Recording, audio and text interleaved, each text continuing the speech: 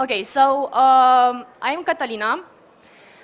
I'm I'm surprised to see you're still here because if I were you, I would probably put my head in a sink of water right now because of the noise. I will try to do my best to make myself heard. My talk today is going to be about how do we look at people and how do we look at technology, and then how we can bring these two worlds together in a better way by using design. I heard it's a good start to introduce yourself, so that's what I'm going to do, although I'm not very comfortable to talk about me. Um, and I think I closed it, yeah. So this is me. I spend the majority of my professional time in a corporate company called ING. The last 2 years in ING were spent on doing the design for the home bank, probably you know the internet banking of ING. Can we close the door, please? Thank you. So I've been doing design, I think, 6 years ago. Time flies by, so I stopped counting. Then after ING, I moved for a short period of time at Vodafone, and for the last 2 years, I did the experiences in the football game that you probably know, the FIFA football game in the Bucharest studio. So that's basically the professional part of me. Recently, I'm also a design sprint master accredited by Google. Personally, I would like to say that my Instagram characterizes me at best. I like to dance. I think that's my rehab. That's how I change my mood, no matter how bad things are, how much shit hits the fan. I can dance, and I can literally change my mood if I dance. And I encourage you to find that thing that makes your heart tick and that makes you feel better.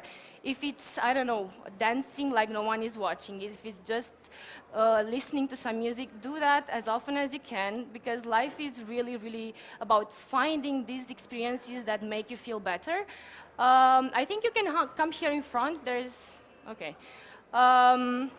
So, because I couldn't balance anymore a full-time job and a freelance that I started 2 years ago with this guy, so now I'm part of this company.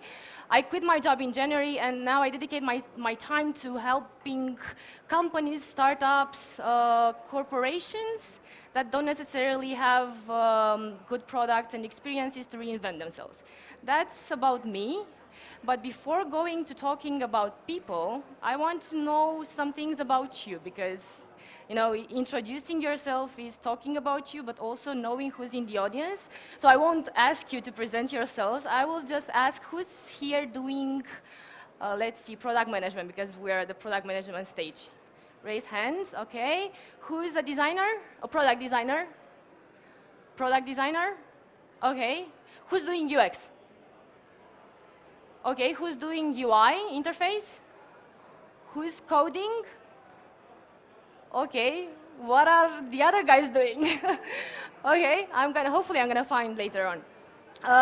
I promised you I'm gonna talk about three things: people, technology, and then design. I'm gonna start with people. I'm gonna basically tell you some things that I learned are good to be known when you're trying to develop products, experiences, and I don't know, services for people, because basically you're doing that hopefully for people, not for robots, or not for, I think you can do that for animals too, but then I don't know how you can empathize with animals, but we will see. So some things about people. People are storytellers. They like to hear stories, they like to form stories, so regardless of whether you are telling them stories, they are going to create themselves stories. Because that's how people used to go about years and thousands of years ago. They would gather and they would talk and they would communicate to each other. They would talk about the things that happened to them, and they would do it in a storytelling way, because they didn't have writing. They couldn't, record movies. They couldn't necessarily write books. They would write on stones, but that was really difficult. They would relate on stories. They would pass knowledge through stories. So that's deep embedded in our DNA. We really like to create stories, and we really like to hear good stories. So whenever you want to build good experiences, you might think of actually telling a story of your product, of a story of how your product can, I don't know, can improve the lives of your users. And please keep in mind that if you don't tell your brand story or your app stories or your experience stories, people will nevertheless form the story around your brand.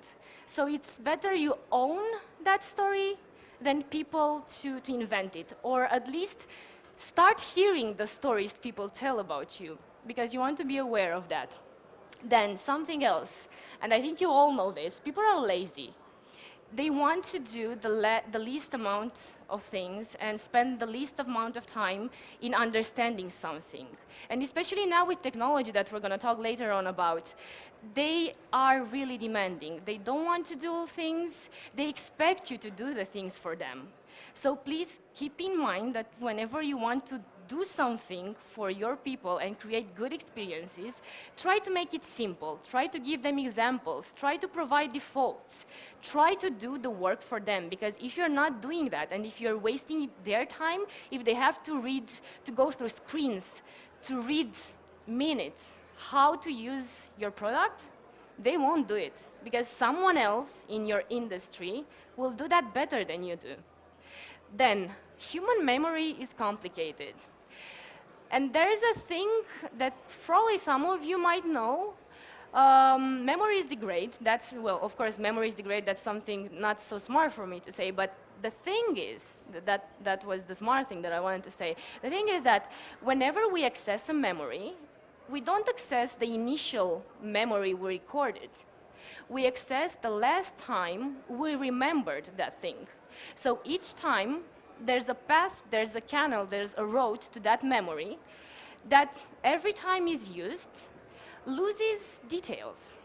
So while accessing again and again and again that memory, you will degrade that memory.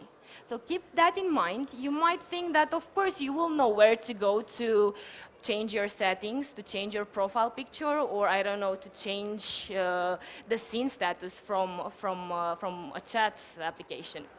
But the reality is that if you think people know that, you might be wrong, because people have an entire ecosystem of apps.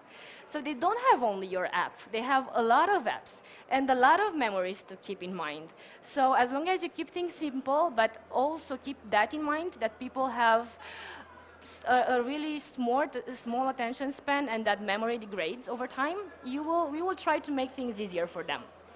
Then, people are social, and I already touched a bit on this. We come from tribal, from living in tribes and communicating and actually helping us a lot. So we try to form a lot of connections because we want to feel to feel around people and to feel good, because we interact and because we're accepted by people. We want to have a social status. We want to be looked at. So people will try nevertheless, even in the digital, because we've seen the success of Facebook, we've seen the success of all the social media apps. That's because they make people be in a tribe, be social. And that's what really matters. Although your app might not be social, you will have to consider that people will look for guidance from other people. They will copy others, because it's in our DNA to look at how others do things, to learn. So if someone is using your app and your product in the wrong way, then there are chances some others will start doing that again. I don't know how many of you remember the Fanta commercial, when there was that guy who had a new haircut, and then he was drinking Fanta and everybody started having that new haircut. So we imitate, we copy. And apparently it's obviously, laughter bonds people. So those apps that make people feel good and make people laugh together, will have higher success rates because they make feel good. Then people make mistakes, and I really, something that a lot of people don't know, it's really hard to find nice pictures that show your point. People make mistakes, but they don't want to be told that they make mistakes. They don't want to feel bad because a lot of the times when you do a mistake, you feel bad because you either feel stupid or because you send some high amounts of money to someone that you don't know and you don't want to lose your money. So try to prevent errors from happening, or at least try to give people some information regarding what they are going to do if it's really important actions, because you don't want them to have this bad experience while making an error. Then, people have limitations. How many of you consider having had a limitation while interacting with a product or app, any kind of limitation? Not necessarily regarding the app. You personally had something that prevented you from using the app. How many of you, please raise hands? Can some of you tell me what kind of limitation was? Anyone? No one, okay. Knowledge, but okay, knowledge, cool. Anything else? You couldn't open the app?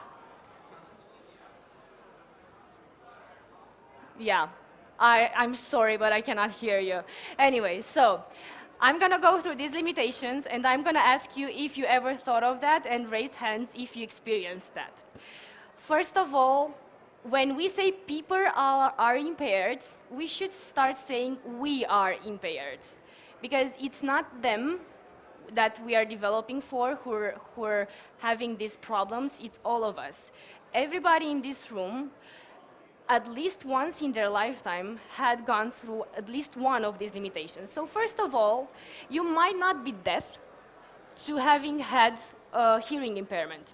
Right now, some of the guys in the back have a hearing impairment. Because of the of the noisy environment, you're not able to hear me. And that's not a regular limitation for you. That's something you experience right now, and that's something your users might experience with your app, even if you're not aware of that. Okay, you might have your headphones, and you might not hear your app ringing or doing something, okay? Then, you might have visual impairment. Also, right now, I'm not able to see some of the people in the back because there's that light, big light, glaring in my view hindsight, so I cannot see you. That's valid also for when you're walking on the street and the sun is up and glares on your screen. You're not able to read what's on your screen. That's a limitation that you have, and that prevents you, that you temporarily have, and that prevents you from using the app properly. Then, what do you think is this? You will say it's a photoshopped image, right? This is how some people, and I would dare to say quite often, that more often than we think, there's blind people, not colorblind people around us. And that's how some of the colorblind people see the world. And it's really interesting to think about this because it's becoming something really often, and these guys don't necessarily are not able to distinguish between colors. So if you're using some shades of colors, they will not be able to see it in your app. So I would basically encourage you to start testing your app with colorblind applications. There are some on the internet that will tell you if your app, your color scheme, is fitted for accessibility for colorblind people. Then I mentioned already the hearing impairment, the visual, the colorblind. These are not all the limitations that I told you about. There are even more. So there's limited dexterity. Who is riding a bike? Who's biking? How many times, maybe, I'm not saying, hopefully you're not biking and using your phone, how many times were you in the situation that your phone rang or you received something and you were not able to use the app? That's a limited dexterity because you are doing something that makes you use your hands in another way. Even when you're doing the grocery, you're going to the market and you're having bags in your hand, you cannot answer your phone. And recently I started, I love Apple because they design good products, but apparently they did a really bad research with the AirPods. Because apparently you cannot activate them with voice commands, you cannot touch them. Of course, if you're using your hands, you're not able to touch the AirPods. But at least you could say something. If your phone is ringing, you could say something to Siri, hey Siri, take the phone, because I'm not able to use the phone because my hands are already occupied. So they didn't think of that. But you should start thinking of that. When you're designing products, think that there are people that quite often are not able to use their hands. Then still related to, to limited dexterity is physically challenged. It's somehow similar, but it's similar in a way that you can use your hands, but you have gloves. Maybe you're snowboarding, or maybe you're skiing, or even your hands are frozen and your screen does not recognize your fingers. So you cannot do anything with your fingers. That's being physically challenged. You have a physical impairment, and that's quite often also. Another thing is being mentally challenged, and that doesn't mean you're stupid. When you're mentally challenged, you might be under the consumption of alcohol, and that's really good because alcohol sometimes makes you feel better, makes you feel detached. After a really heavy and difficult day at work, we all know sometimes we need a glass of wine, at least I do. So sometimes after a glass of wine comes another glass of wine and another one, and then you're not at the same level of your mentally capacity, right? And you're not able to necessarily maybe see your screen in a good way, or maybe understand thoroughly what the 10 lines of things tell you about not sending that huge amount of money to someone you haven't done that previously. So that's mentally challenged, and it doesn't mean, again, that your users are stupid. It happens to all of us. And it happens even when you're ill and you're using some medicine. Medicine do the same thing for you. Sometimes they lower your capacity, your intelligence. Then you're illiterate. And illiterate means maybe you didn't have the opportunity to go to a good educational system, but it also means that you're in another country and you cannot read the screen. And then I hear this so often. We should design this because the average human does that, or the majority of people do that. The true reality is that there is no average human, and there's no majority unless you show me research and you show me facts and data. Please stop, because we all have ideas. We all have arguments that we want to support by giving this, this already cliche thing. The majority of people do that. If you don't back it up with data, that's useless and that's zero. Nothing will, not a serious designer will take you into consideration for that. Okay, now I'm going to talk about technology and the future. But first of all, I want to ask you who knows this? Who recognizes this? It's the movie Her, right? This was launched in 2013. That was then, right? Now it's 2019. I want to show you this video that was launched before Her. Can you turn on the volume, please? Okay. リンコデートしたい Yusuke's ex-girlfriend, the one he met at his part-time job, moved out 7 years ago. He's been with a new girl, Rinko, for the last 2 years. あのさ、今度のデートってどうすんの？決めてる？任せてえへ、さすが。じゃあ楽しみに待つとしますか。ちょっと耳貸して。近づけてよ。他の人に聞かれたくないから。聞こえてる？聞こえてるじゃあ言うよ。あのね、リンコはあんただけ。はい、以上。好きだよ愛してるちゃんと心込めて言ってる？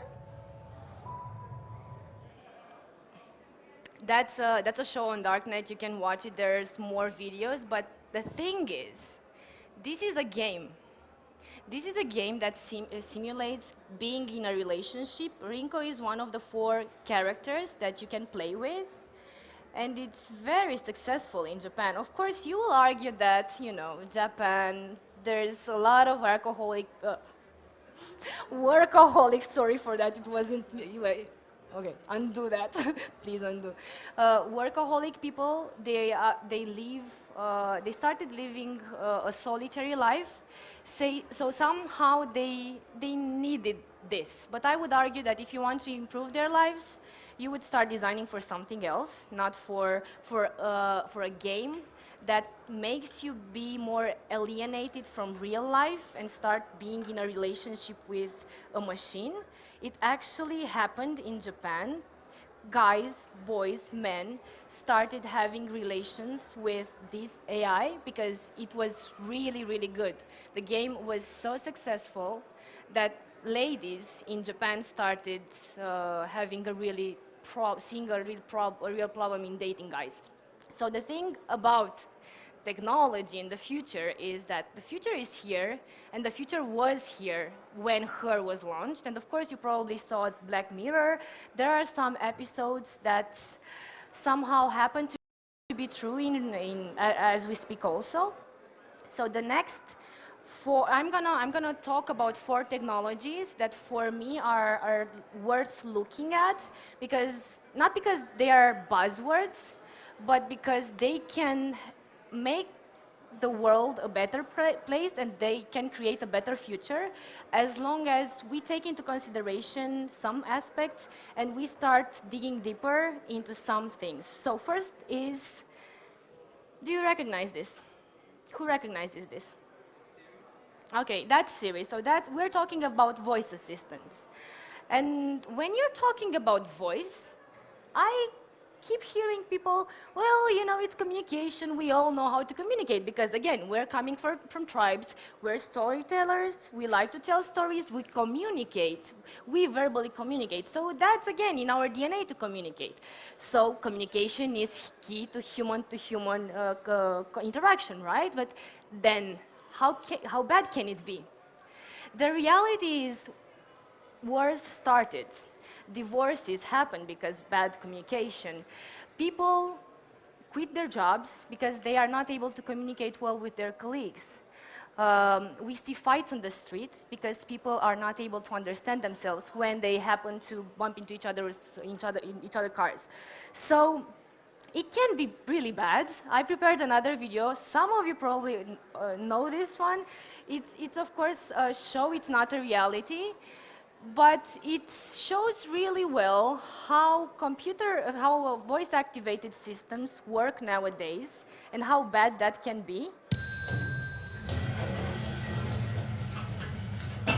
What's the buttons? Oh no, they installed voice recognition technology in this lift. I heard about this. Voice recognition technology? In a lift? In Scotland? You ever tried voice recognition technology? No. They don't do Scottish accents. 11. Could you please repeat that? 11! 11. 11. 11! Could you please repeat that? 11. Whose idea was this? You need to try an American accent. 11!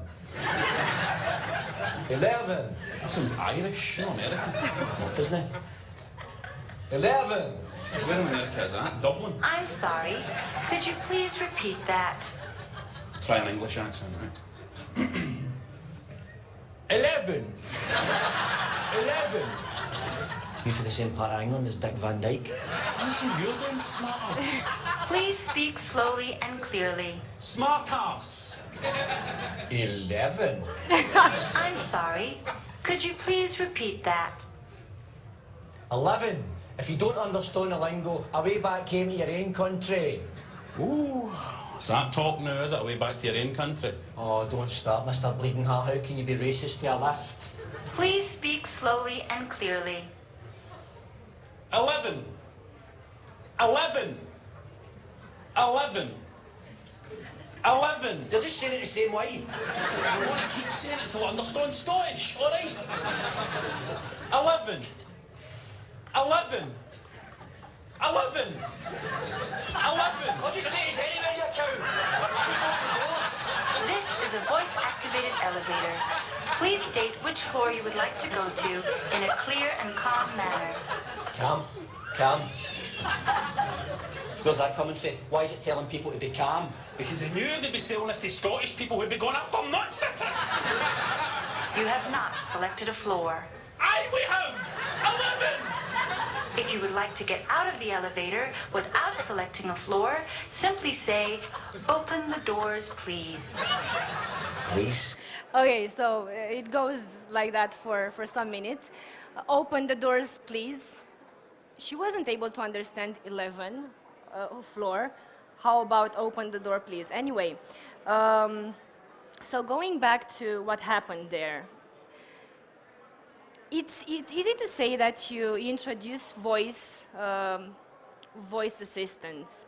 How many of you do you use or have at home Alexa or Google Home? Okay, some of you.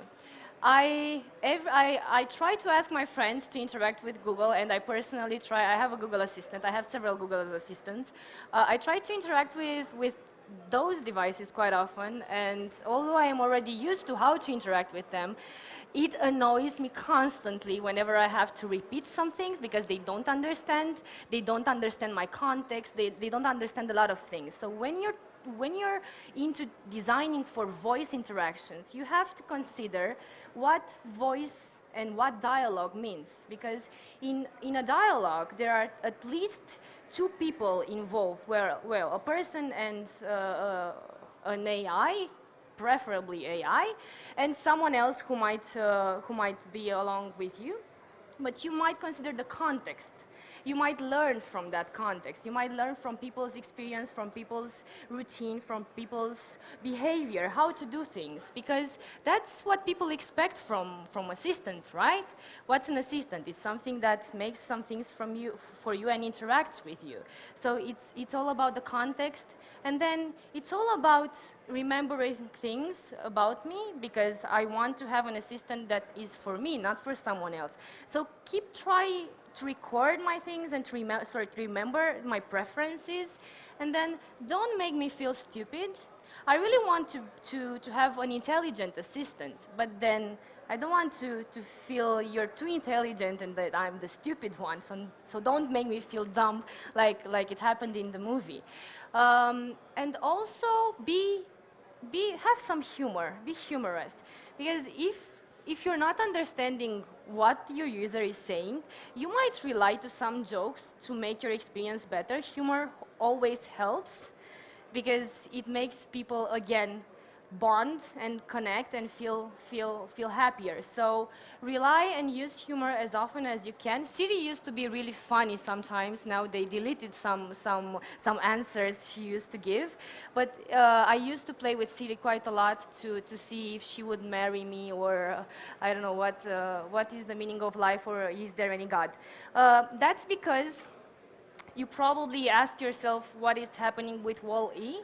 Wall-E made you feel connection because he had some emotions.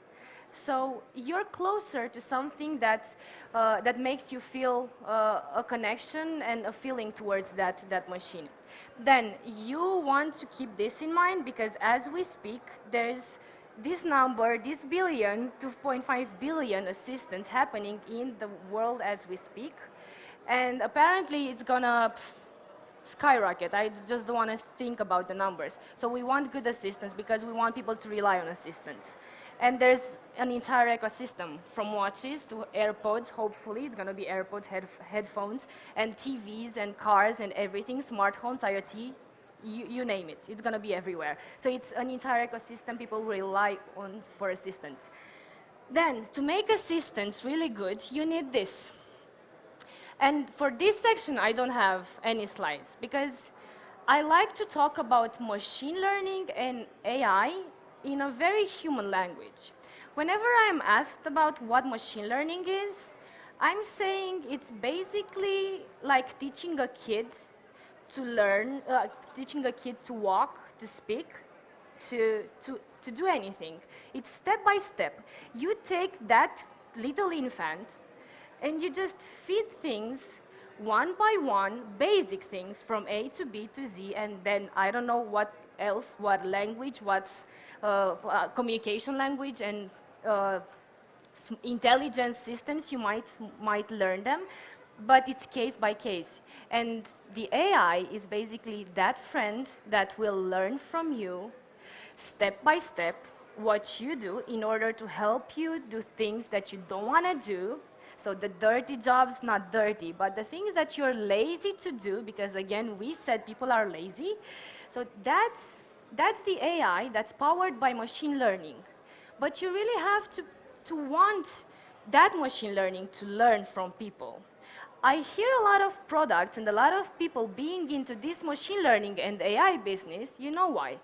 Because it sells, like cryptocurrency sold last years, and it still does with some lows now. But it's a buzzword. Everybody wants to be in the machine learning business and in the AI business because it gets you investors until you prove nothing. Because when you will not be able to prove that you really help people with your machine learning and your AI that will do nothing for the user except frustrate them, your investors will leave. And the credibility that you will lose will not be able to build again. So please bear in mind that when you're talking about machine learning and AI, people will start learning when there will be new businesses who will do this job better, what it means. And they will not be forgiving with you for lying to them. I want to ask you if you're using Google Flights. Does anyone use Google Flights? Okay. So the easiest example I can give for having interacted with the machine learning system and somehow an AI, that for me is yet not necessarily trustworthy, is Google Flights shows you, Google Flights is this aggregator that's independent, it's Google, so it's not related to any seller, that tells you when prices will go up and will go down, and tells you if this is the moment to buy the flight that you've been searching for in the last, I don't know how many days, because Google knows that. But the thing is that you don't trust that. Because we live in a world where there's a lot of advertising and where companies try to sell you more, each day more, so you don't know if Google is telling you the truth. If that's the moment when the prices are the lowest, or they are just trying to make you buy that product. So trust, when you think about friends, what do you think? It has to be helpful, it has to be good communication, it has to be respect, and it has to be trust.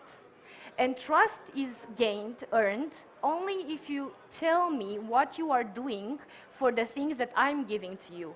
I'm willing to learn you new things, to learn how to walk, to learn how to speak, as long as you give me something. And that something is for me and not for you, the business, to make me spend more.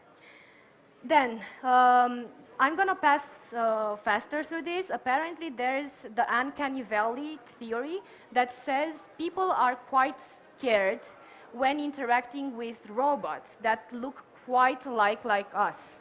So you don't want to build robots that are so similar to humans, because all of a sudden, you might talk to someone who looks human enough and freezes. And you might think that person had a heart attack, but it's just a robot. The second time, you won't interact with that robot, because it will have created a bad mental memory in your head, a mental model in your head. And you know, when you don't like someone who's been lying to you, you don't like that person because it created a bad experience for you. So that goes the same for robots that look like humans, although we want to think of that idea. We want robots who are like us, who look like us and behave like us. The reality is, no, it scares us, and we don't want to interact with that. Number 3 is VR. VR is a world of, it's a technology that opens, metrics, that opens a world in which you might feel trapped, for which you might fall in love, but you want to be considerate also regarding this. When you design for VR, there's a lot of challenges. The challenges regarding VR are basically, well, you know, you're trapped somewhere, but you have a world. You see a world, you see a sea, you see a running place, you see a field, and you want to run, but you cannot run because you're trapped in a room and you're trapped by your headset. So it's space limitation, and you have real-world interactions. Then you don't have tactile. You cannot. Currently, they are developing gloves. You cannot feel the things that you're interacting with. Then you don't have text as visible as on screen. We're used to putting a lot of text on screens. In VR, you have basically a world, and you cannot read the text that's in that world if it's far away. And basically, the worst thing is it makes you sick. Try to experience being in a roller coaster in VR, and that will be enough for you to understand how bad it can be. Things to consider. When you're building a VR experience, basically, again, you're building a world. It might be similar, it might not be similar to the real world. You want to understand how that person will feel in that. So put yourself into that world and try to understand how people will feel in that world. Then you're building again for connection. Try to make people interact, not be alone in that world, because you don't want to alienate people from the real world and from real interactions. You want to make people discover the things that they haven't seen. You might want people to go on Mars or on other planets, and also learn new things. You can learn how to operate. You can learn how to become a better surgeon if you can perform something in VR. Then you can create something, but the best thing in VR, you can transcend the physics of the real world. And think of that, because you want to make people feel maybe superhuman in another world. And then there is AR, the best AR experience that I saw so far. AR basically is making the world, is adding something, a layer on the existing world using a screen. So far, it's only the screen because we've seen the Google glasses that failed, and until we have Google maybe lenses that will augment your reality, you only have the screen and some tablets. But the best experience so far, and the funniest one, is coming from Google. They added to the maps AR, an AR layer, because when you're in the map, you don't know where you have to go because there's the small dot, and then you turn left, right to see where you have to go. Now you just put on your camera, well, raise your screen, open your camera, and then you will see where you can go. And also you might be helped by this little fox. Now, the third part is design. I'm gonna go really fast on this one, but hopefully I'm gonna make you remember some things.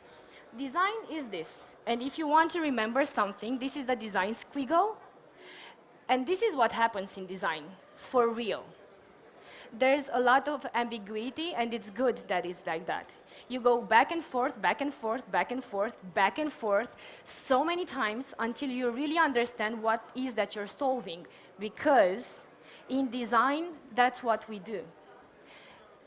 Someone who does a product, creates, and even startup people, when they want to build a product, they want to solve a problem, and designers have to make that happen.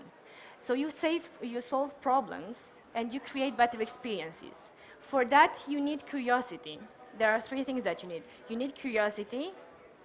You need to ask questions, because if you're curious but you don't ask questions, you will not find things. And then if you ask questions, but you don't have the last thing, if you're not able to really understand what people go through, you won't be able to understand their problems because you're not being empathetic enough. So these are the three cornerstones that I say are a must for really good designers. And now I'm going to talk about a bit about the process, because the design is a process, it's a human-centered process. And maybe some of you guys can go and tell them to lower the volume for the music, please. Yeah, apparently they did. Thank you. This is how it happens nowadays. Most of the times, this is how it happens. You have some strategy, you do some discovery, some basic research, then you do some analysis of that research, you start doing design, and you do development. And you do more development. And then there comes a moment when you test, but you don't test necessarily with the user. I rarely see this. You test if the app is functioning well, or if your product is functioning according to the specification. And then you do some more developments after you saw some bugs. Basically, you do a lot of debugging. This is how it happens. That's why there's a lot of bad experiences. That's why we see a lot of bad apps that don't get traction and are not successful. This is how it should happen. You start from the strategy, and I didn't make them bigger according to how much time you spend in that, but that depends. So you have a strategy, and then you do research. You try to understand what is that you're solving. You're talking to people. You do research. You observe people. You try to look at how others do this and learn from their mistake. And then you analyze what you will have tons of data, and you will feel overwhelmed by all the interviews and by all the data that you received. But you will have to analyze that, you will do personas, you will do customer journeys, and you will have so many insightful information that will help you go further to design phase. And then after the design phase, you're going to build prototypes. A prototype is basically something that you really want to do, is something that doesn't need development. You're just putting up some screens, linking them to something that looks quite close to what your app will be, and test that. Test it with your users. That's what user testing is, showing it to user and be able to show unfinished work. Because when you have prototypes, it's basically unfinished work, and you're not sure about that.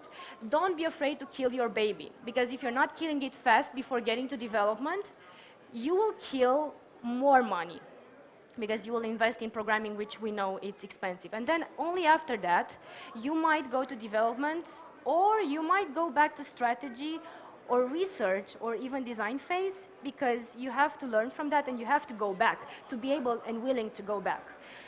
I said it's a human-centered process, because all the time you have the user at the core of the things that you do. You start from them. You start observing something, then you do research, you talk to them, then you do prototypes, you talk to them. You might even do collaborative workshops in which you invite your clients to design the product with you, and that's really good.